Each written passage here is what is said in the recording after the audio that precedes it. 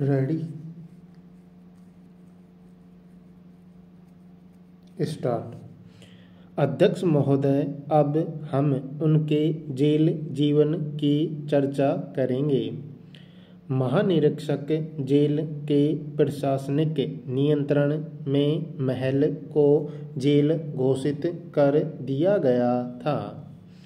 Jail में उनके साथी थे महादेव देसाई, मीराबेन और सरोजनी नायडू। एक दो दिन बाद इस दल में कस्तूरबा भी शामिल हो गई, क्योंकि एक सार्वजनिक सभा में भाषण करने के कारण उन्हें गिरफ्तार कर लिया गया था।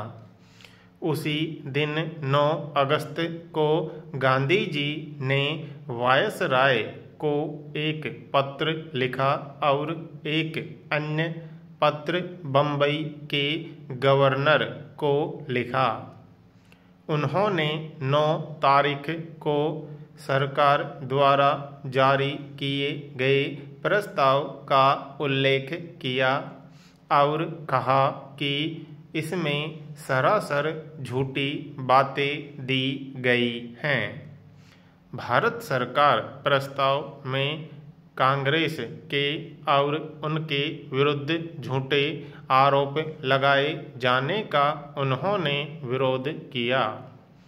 उन्होंने एक सत्याग्रही के साथ अनुचित व्यवहार किए जाने के लिए भी विरोध प्रकट किया।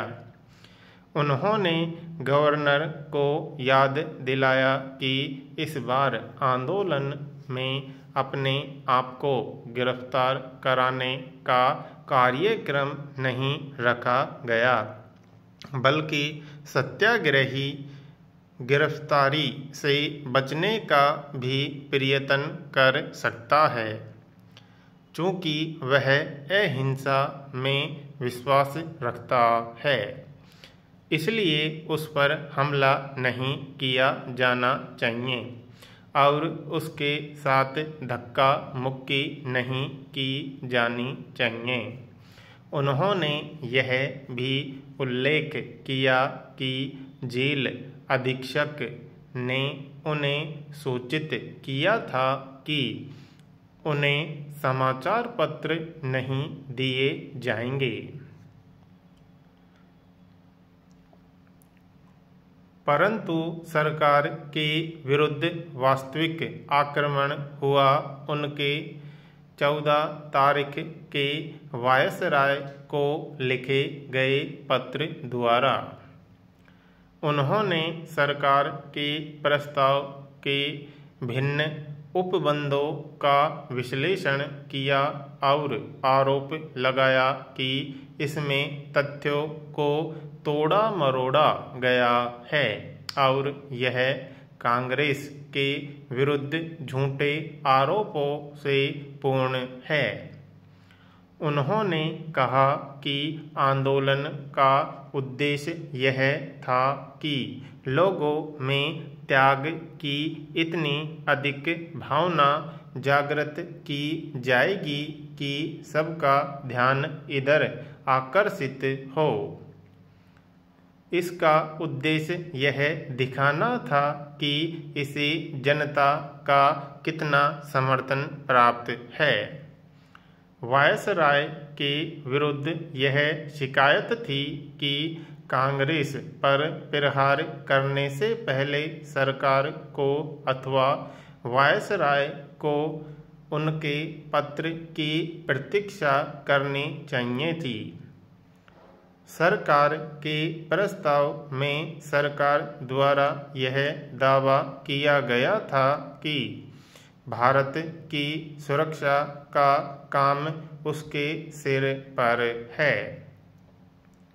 गांधी जी को यह दावा सच्चाई के साथ मजाक लगा। विशेषकर मलाया, सिंगापुर और बर्मा की रक्षा में पूर्ण असफलता के बाद उनके विचार में सरकार का प्रस्ताव सत्य की हत्या थी।